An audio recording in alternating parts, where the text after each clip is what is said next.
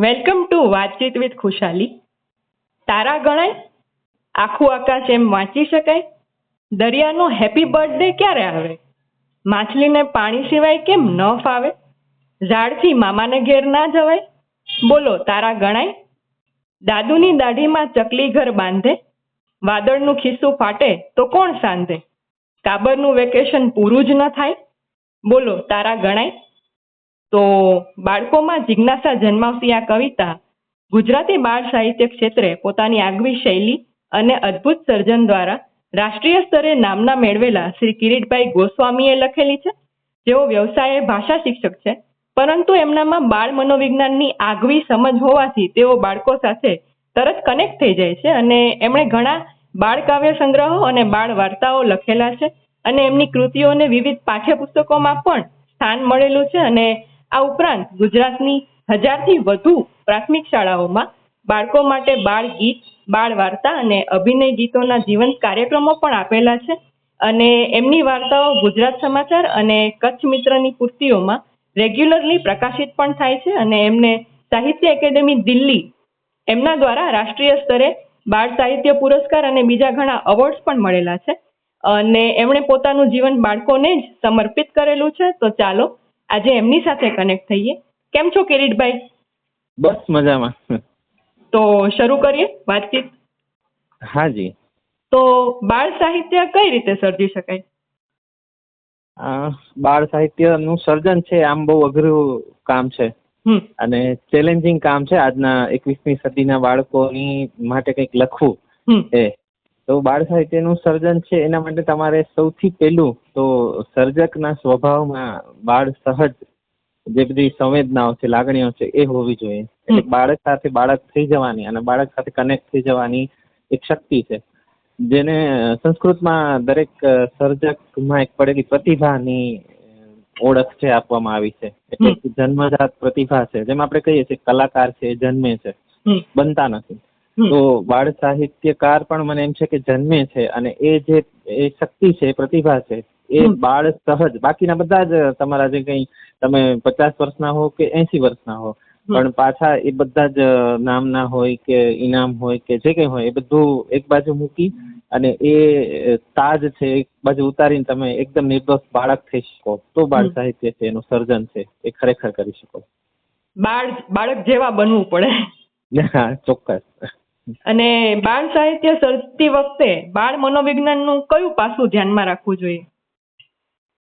બાળકને જે પસંદ છે, બાળકની જે ભાષા છે, બાળકનો જે સ્વભાવ છે અને બાળક જે સમયમાં જીવે છે એ બધી બાબત છે એ સ્ટેપ બાય સ્ટેપ એક એક પગથિયું છે એ ચડતા ચડતા તમે બાળ સાહિત્ય છે એનું સર્જન કરી શકો. કેમ કે આજે 21મી સદી છે તો 21મી સદીમાં બાળકો કયા વાતાવરણમાં જીવે છે અને કયા પ્રકારનો એનો સ્વભાવ છે, કયા પ્રકારની એના સપના કેવા છે કે એની જીવનની શૈલી જેને લાઈફસ્ટાઈલ આપણે કહીએ છીએ એ કયા પ્રકારની છે એ ધ્યાનમાં રાખીએ તો બાળકોને તમે જલ્દીથી કનેક્ટ છે એ કરી શકો છો. એટલે બાળ સાહિત્યમાં બાળ મનોવિજ્ઞાન એટલે બાળકનું મન વાંચવું એ આમ તો બહુ અઘરું હોય છે કારણ કે બાળક છે એ એક એક સેકન્ડ એમ કહીએ ને કે એનો ભાવ છે બદલાતો હોય છે. એટલે એને પકડવું એ બહુ અઘરું છે પણ છતાંય બાળ સાહિત્યકાર છે એને પકડવાની કોશિશ છે કરતો હોય છે અને એમાં કંઈક અંશે સફળ જતો હોય છે. ત્યારે બાળકોની સાથે તમે જોડાઈ જાઓ છો બાળકોની સાથે એનો મતલબ કે તમે સફળ છો. અને બાળ સાહિત્યમાં સર્જકોએ કઈ ક્રાંતિ લાવવાની વધારે જરૂર છે તમારી દ્રષ્ટિએ? અત્યારના સમય પ્રમાણે જોઈએ તો મેં જયારે શરૂઆત કરી ત્યારે મને મારા ત્યારના શરૂઆતના સમયમાં પછી મારાથી પૂર્વે એવું લાગતું હતું કે બાળ સાહિત્યકારો છે એ એક તો ભાષા છે એ અઘરી બહુ વાપરતા હતા. આજે મારા સર્જનને પણ 20-22 વર્ષ થઈ ગયા તો એક સમય એવો ગયો આપણે ત્યાં બાળ સાહિત્યમાં કે બાળકની સાથે જે અનુસંધાન જોડાવવું જોઈએ, બાળકની પોતાની પોતીકું લાગે એવું સર્જન છે એ નહોતું થતું. એ ક્રાંતિ છે એ ધીમે ધીમે આવતી જાય છે. હજી પણ મને એમ લાગે છે કે બોધ વાળું જે સાહિત્ય છે જેમાં સીધો તમે બોધ આપવા માંગો છો, ખાસ કરીને એક વર્ગ એવો છે કે બાળ સાહિત્ય માત્ર બોધ માટે જ લખે છે, કેમ કે બાળકોને કંઈક શીખવી દેવું છે એટલે આપણે બાળ સાહિત્ય લખીએ એમ. પણ સાહિત્ય માત્રનો પછી બાળકોનું હોય કે મોટાઓનું હોય આનંદ એ એનું પહેલું પગથિયું છે. એટલે બાળકોનું સાહિત્ય છે તો આનંદ માટે જ હોવું જોઈએ. બોધ એ એની બાય પ્રોડક્ટ છે, એ આર્ટ પેદાશ છે. પછી બોધ પેલા આવી જાય તો એ મને લાગે છે કે યોગ્ય નથી. એટલે ક્રાંતિ તો ના કહી શકાય, પણ એક એવી બાબત છે એ એમાં ઉમેરવી જોઈએ કે બાળકોને બોધાડવું. જે આખું બાળ સાહિત્ય છે એક સમયે એટલું બધું આપણે આપી દીધું, તો આપણે એમાંથી એને મુક્ત કરીને એને આનંદ આવે એવું આનંદપ્રદ, શિક્ષણમાં પણ એવો શબ્દ વપરાય છે કે આનંદપ્રદ શનિવાર ને આનંદપ્રદ બેગલેસ ડે, આવું બધું આપણે કરીએ. આવું બધું શું કામ કરવું પડ્યું? તો કે આપણે એના ઉપર એટલું બધું બોજ નાખી દીધો, એટલી બધી અવેરનેસ આપી દીધી કે પછીથી આપણને જ એવું થયું કે આપણે એને કંઈક આનંદ આવે એવું કરવું જોઈએ. ખરેખર તો બાળકો માટે આનંદ એ પેલી વસ્તુ છે. તો બાળ સાહિત્ય છે એમાં બાળ સાહિત્ય આનંદમય થાય એ એની સૌથી મોટી ક્રાંતિ હશે. એટલે આનંદ પહેલી વસ્તુ છે અને બોધ પછી બાય પ્રોડક્ટ. હા હા. અને તમારી દ્રષ્ટિએ આદર્શ શિક્ષણ પદ્ધતિ કેવી હોવી જોઈએ? શિક્ષણમાં પણ એ જ વસ્તુ છે કે એનો ભાર ન હોય. પહેલી વસ્તુ છે કે તમે જયારે બાળકને કંઈક શીખવો છો ત્યારે એક અવેરનેસ થી કે ભારથી કે એમ મારે કંઈક આવી દેવું, શીખવી દેવું છે એવા ભાર વગર એકદમ જેને કહેવાય ને કે અનૌપચારિક રીતે બાળક છે કંઈક શીખી જાય. એક વાર્તા દ્વારા શીખી જાય, ગીત દ્વારા શીખી જાય, રમત દ્વારા શીખી જાય, વાતચીતમાં પણ શીખી જાય. આપણે ત્યાં તો શાસ્ત્રો ઉપનિષદોમાં વાતચીતોનું પણ બહુ મહત્વ છે, સંવાદનું પણ બહુ મોટું મહત્વ છે. આપણે શિક્ષણમાં પાછું વાતચીતોને કોઈ સ્થાન આપતા નથી, વાર્તાઓને પણ એટલું સ્થાન આપતા નથી. વાતો છે એ ઘણી બધી કરીએ છીએ પણ એનું સ્થાન છે એ વર્ગખંડમાં બહુ આપણે આપતા નથી. એટલે પણ બાળક છે એ આ રીતે રમતા રમતા વાતોચીતો કરતા કે વાર્તાઓ કે કાવ્યોથી શીખી જાય. બીજું મને એવું લાગે છે કે શિક્ષણમાં આનંદ કે એમાં એનું જે ગોઠવણ છે, એની જે આખી પ્રક્રિયા છે એમાં બાળક છે એ કેન્દ્ર સ્થાને હોવો જોઈએ. અને પદ્ધતિ છે તો બાળક મુખ્ય છે અને શિક્ષક છે એ માત્ર એનો ગાઈડ છે, માર્ગદર્શક છે. આજે આપણે ગુરુ શિષ્યની પરંપરા રહી નથી, એટલે શિક્ષક છે એને માત્ર ફેસિલિટર ગણ્યો છે. એટલે એને માર્ગદર્શન આપી શકે. બાળક છે ને એ એના સમયનું છે અને શિક્ષક છે એનાથી કદાચ થોડોક તો 1 દશકો તો પાછળ જ હોવાનો. એટલે બાળકનો સ્વીકાર છે સૌથી પહેલી વસ્તુ, એ આ પ્રક્રિયામાં બહુ મદદરૂપ થશે. અને આનંદ, ફરીથી હું કહીશ કે શિક્ષણમાં પણ આનંદ છે. વરસાદલજાએ પેલી રેસનો ઘોડો વાર્તામાં પણ એવું કહ્યું છે કે શિક્ષણ છે એનો મૂળ ઉદ્દેશ્ય તો આનંદ છે. પેલા આનંદ પ્રાપ્ત થાય તો બાળક કંઈક શીખશે, એમને એ તરફ પ્રેરાશે નહીં. અને શિક્ષકો બાળકોને ભણાવતી વખતે જીવંત વાતાવરણ કઈ રીતે સર્જી શકે? એકદમ જેને કહેવાય ને કે પેલું એક ફિલ્મમાં રાજ કપૂર છે એ કહે છે કે પેલું આઈ થિંક મેરા નામ જોકરમાં કે એના પરિવારમાંથી કોઈ ગુજરી ગયું છે કે એવું કંઈક સીન આવે છે અને તેમ છતાં એ પોતાનો રોલ છે સરસ રીતે પ્લે કરે છે. તો શિક્ષકોએ પણ પોતાનું વ્યક્તિગત છે એ બધી બાબતોને એક બાજુ મૂકીને બાળકોની વચ્ચે જાય ત્યારે બધી વસ્તુઓ ભૂલીને બાળકોની સાથે મેચ થઈ જવું, કનેક્ટ થઈ જવું અને બાળકમય થઈ જવું, ત્યારે એક વાતાવરણ છે એનું સર્જન છે તમે કરી શકો. તમે મોટા છો અને તમે કંઈક છો એ બધી વસ્તુઓને ભૂલી અને બાળકની સાથે જ્યારે તમે એને ભણાવવા માટે કે એને વાર્તા કહેવા માટે કે કોઈ પણ રીતે જોડાવશો ત્યારે બાળકને સૌથી વધુ ગમે છે ને એ શિક્ષકો બાળકોને બહુ પ્રિય રહે છે, જીવનભર યાદ રહેતા હોય છે. જીવંત શિક્ષણ અને જીવંત શિક્ષક એ બાળક માટે અને બાળક સાથે સતત રહેતો હોય એ વ્યક્તિ બની શકે છે. મતલબ બાળકની સાથે બાળક જેવું બનવું પડે. હા હા હા. અને બાળ સાહિત્યકાર તરીકેની તમારી સફરમાં કોઈ યાદગાર મુકામ હોય તો જણાવશો?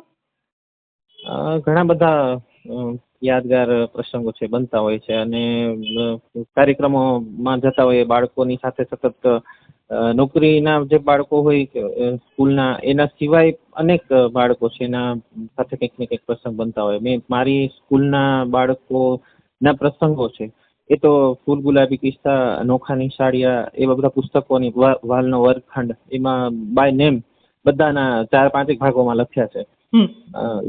પણ બારે જઈએ ત્યારે પણ આવા ઘણા બધા પ્રસંગો છે બનતા હોય છે. એટલે કોઈ એક પ્રસંગ ને અહીંયા ટાંકવો મારા માટે અઘરો પડશે. કોઈ એક બાળકની વાત કરીશ તો હું બધા બાળકોને અન્યાય કરીશ એવું મને લાગે છે. એટલે બાળક સાથેના પ્રસંગો છે ને એ મેં 4 ભાગમાં લખ્યા છે ને એક એનું એડિટ સ્વરૂપ છે. એટલે 5 ભાગમાં આ પુસ્તકો છે. ખાસ ફૂલ ગુલાબી કિસ્સા છે એ વાંચી જશો તો બહુ તમને ખ્યાલ આવશે કે એક શિક્ષક, એક સર્જક અને એક બાળકને ચાહનારો વ્યક્તિ છે. બાળકની સાથે કેટલું બધું જોડાઈ શકે અને કેટલું કામ કરી શકે અને એના જીવનમાં કેટલું બધું યાદ રહી જાય એ બાળકના પક્ષે પણ અને સામેના વ્યક્તિના પક્ષે પણ બંને પક્ષે એ બહુ સરસ રીતે એના જીવનમાં એક વિસ્મરણીય ઘટના છે બની છે. ચોક્કસથી we are looking forward to that. અને હવે પછી તમે બાળકો માટે કયા પ્રોજેક્ટ પર કામ કરવાના છો? જે છેલ્લા 10 વર્ષથી અમે વધુમાં વધુ બાળકો સુધી પહોંચીએ છીએ અને બાળકોને બાળ સાહિત્ય પીરસીએ છીએ. માત્ર લખીને બેસી રહેવું એ મને સંતોષજનક ન લાગ્યું. એટલે અમે બાળકોની ટીમ લઈને બધે જતા હોઈએ છીએ. હવે એ ટીમમાં અમે કંઈક થોડો ઘણો સુધારો કરીને એક સરસ મજાની સરપ્રાઈઝ જો શક્ય બને તો આપવાના છીએ કે બાળકો સુધી બાળ સાહિત્ય છે. અત્યારના જે સમયને અનુરૂપ ડિજિટલ અને થોડુંક બાળકોના સમયને અનુરૂપ મોડિફાય કરીને અમે આમ એના પ્રયોગો તો કરીએ જ છીએ નાના મોટા. આખા ધારો કે 1 કલાકનો કાર્યક્રમ આપતો હોય તો 10 મિનિટ એવું મારી સાથે હિરેન એક મારો વિદ્યાર્થી 10 વર્ષથી જોડાયેલો છે તો એ આપતો હોય છે. 10 મિનિટ બાળગીતને એક મોડિફાય કરીને સરસ મજાની એક મેલોડી બનાવીને બાળકોને સંભળાવતો હોય છે. અમે પૂરા 1 કલાકના પણ આવા કાર્યક્રમો છે એ કરેલા છે. આવા કાર્યક્રમો વધારે થાય તો બાળકોને મજા આવે છે. એનું પરિણામ પણ અમે જાણ્યું કે બાળકોને કેમ આનંદ એમાંથી પ્રાપ્ત થાય છે અથવા તો એ ઝડપથી યાદ રાખી શકે છે, શીખી શકે છે. અને બાળ સાહિત્ય જેવી બાબતને એના જીવનમાં એક સ્થાન છે એ આપે છે. જેમ જૂના સમયના વ્યક્તિઓ છે, ધારો કે હું છું કે મારી આગલી પેઢી છે, એ પોતાના સમયનું બાળ સાહિત્ય યાદ રાખે છે તો આજનું બાળક શું આવતીકાલે એના બાળ સાહિત્ય બાળકની જે અવસ્થા છે એ પૂરી થાય પછી એ બાળ સાહિત્યને યાદ રાખશે તો કઈ રીતે રાખશે એના માટેના કંઈક પ્રયત્નો છે એ હું આજકાલ કરું છું. બધા શહેરમાં થશે આ પ્રોગ્રામ? હા, ચોક્કસ પૂરા ગુજરાતમાં થશે. આમ તો અમે કોઈ મર્યાદા જ નથી રાખી, ભારત આખામાં ફરીએ છીએ, પણ ગુજરાતમાં તો ચોક્કસ અમે બધા શહેરમાં આવીશું. અને તમારા જે પુસ્તકો છે એ ઓડિયો બુક સ્વરૂપે ક્યારે આવશે? એના વિશે તો હું ચોક્કસ કંઈ કહી ના શકું, પણ એનો એક પ્રયાસ છે. એ ઓડિયો વિઝ્યુઅલ આખું બનવાનો એક નાનકડો પ્રયત્ન છે એ ચાલુ છે કે ઝડપથી એ પ્લેટફોર્મ પર પણ આ સાહિત્ય છે મુકાય. અને બાળકો અને એમના માતા પિતા બંનેને કોઈ સંદેશ આપશો છેલ્લે? સંદેશ તો શું આપીએ, પણ એટલું ચોક્કસ કે બાળક છે એનો સ્વીકાર છે. સૌથી પહેલા બાળકનો સ્વીકાર છે એ કરવો, એ માતા પિતા હોય કે શિક્ષક હોય એના માટે મારો એક જ નાનકડી વાત છે, દિલની વાત કહીશ હું એને. જે સંદેશ તો નહીં કહું કે તમારું બાળક છે ને તમારે સ્વીકારવાનું છે જે છે એ, અને પછી એમાં તમારે અને કોઈ એવો આમ રાતોરાત એમાં કંઈ સુધારો કે ફેરફાર કે કંઈ થશે નહીં. બાળકનો પછી સ્વભાવ હોય કે શિક્ષણ હોય, કોઈ કૌશલ્ય હોય, તો પેલાને જેવું છે એવું સ્વીકારી અને પછી પ્રેમથી એને ધીમે ધીમે ટપારીને આપણે કંઈક બનવા માટે નો પ્રયત્ન છે ચોક્કસ કરી શકીએ. ઓકે, તમારું બાળકો સાથેનું કનેક્શન બહુ ગજબનું છે.